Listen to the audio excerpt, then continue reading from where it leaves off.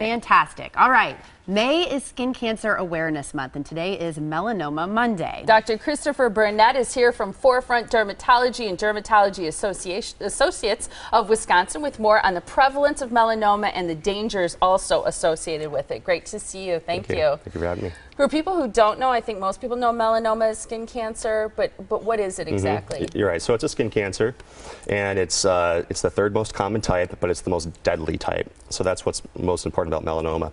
If we catch it early, it is essentially curable. But if we wait too long, it can progress, it can spread to lymph nodes, go inside to other organs, and can ultimately be fatal. So when we look at melanoma, we're looking for, in most cases, a new dark spot on the skin that can occur in normal skin or from a changing mole.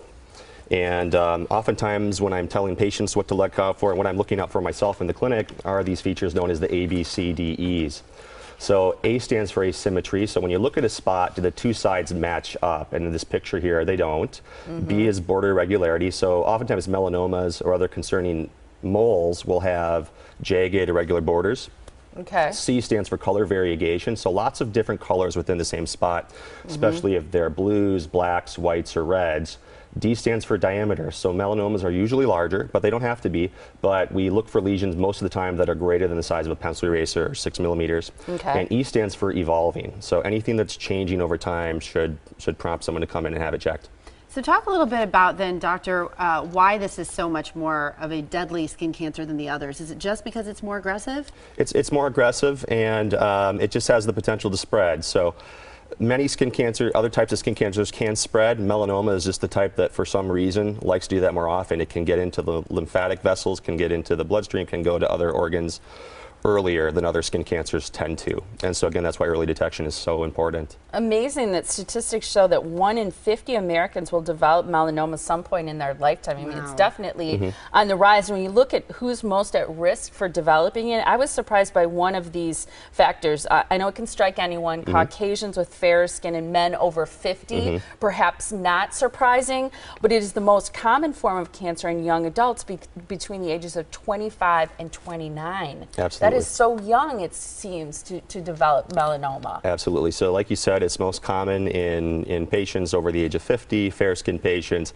men a little bit more commonly than women, but really it doesn't discriminate. Anybody can get it. That's because guys aren't good at wearing sunscreen. It's one reason. Right? It's one reason, absolutely. And and a lot of people have trouble putting on sunscreen, but it's one of the most important things that we can do to prevent melanoma and prevent other types of skin cancers to practice sun safety, and that means wearing a good sunscreen, broad spectrum, at least SPF 30, wearing a wide brim hat, sunglasses, covering up in the sun, avoiding the midday sun, and also really important is avoiding tanning beds, which have also been linked to melanoma and other types of skin cancer. And obviously, like with most cancers, there's a component that isn't necessarily triggered by the sun. Some people will get it anyway. There's a genetic component also. But let's talk a little bit about how frequently, if you don't notice a spot, how frequently should you still be getting screened? Because it's important to do it anyway. So it's extremely common. So as you said, 1 in 50 Americans will get a melanoma. Skin cancer in general affects 1 in 5 Americans during their lifetime. So personally, I think it's reasonable for everybody to have a baseline skin exam, when they're an adult, especially if they've had a lot of sun, if they've used tanning beds, if they do have that family history that you mentioned. And then we do that skin exam, and then we go from there. Someone that has a lot of unusual moles or other concerning spots, we'll follow them a little bit more closely. Other people will say come in every year and have things checked. And like you said, if someone notices something at home that's changing in size, shape, or color, don't delay. Just find a dermatologist, have it checked in the office. So if you get if you go in for a screening and you're clear, what's the time frame then generally when you return to be examined again? That's a great question, and it depends on the patient. It's patient by patient. Someone that's been going to Florida every year, has used tanning beds, has a lot of sun damage. That's someone that I'm going to watch a little bit more closely, have them come back the next year, and just follow them over time. Someone that looks great, doesn't have any sun damage, we'll talk about things that they can do to protect themselves from the sun, like sunscreen, and the other things I mentioned before. And they might come back in a couple of years. Someone that we find skin cancer on that exam, we're going to follow them pretty closely and see them back every few months until things stabilize. Okay. Important to get screened. And for more information or to schedule an appointment, you can call 414-355-2405. You can also visit the website dermwisconsin.com to get more information as well.